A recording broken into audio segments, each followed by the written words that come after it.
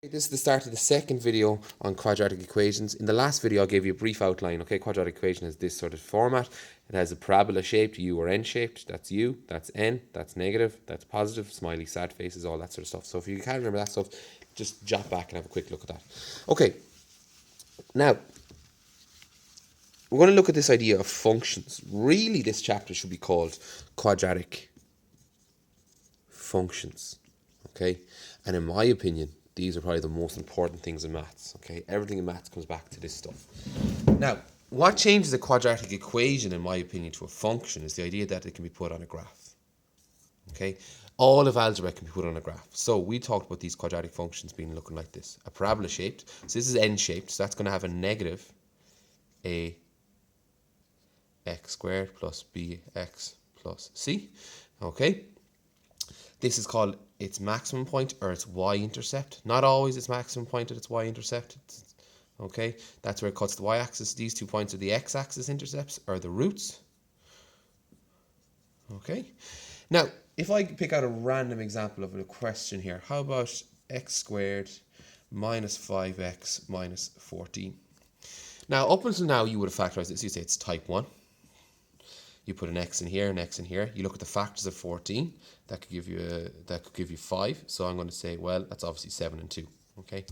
All right. I'm going to put a 7 in here. I'm going to put a 2 in there. Okay. My number in the middle is a negative. Okay. So my bigger number is going to be negative. This is a negative number here. So the signs have to be different. And that makes sense because minus 7x plus 2x is 5x. Now, you would have stopped there. But what you'll notice when you get to quadratic functions, or this chapter, is that they rewrite this question. They say x squared minus 5x minus 14 is equal to 0. Now, why have they added this in here? Usually when you put an equal to 0 value in here, that generally means you can find a value for x, or your unknown, or you can solve. Up until now, I would have asked you to factorize. Now I'm going to be asking you to solve.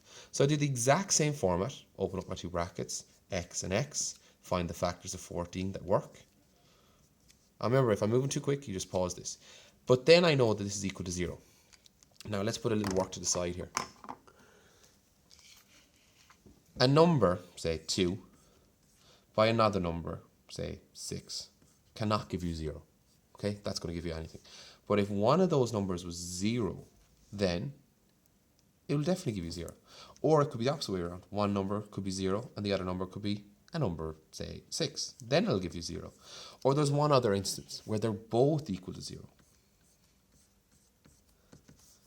Then it could give you 0. So that's what we're going to use here. We're going to come back up here.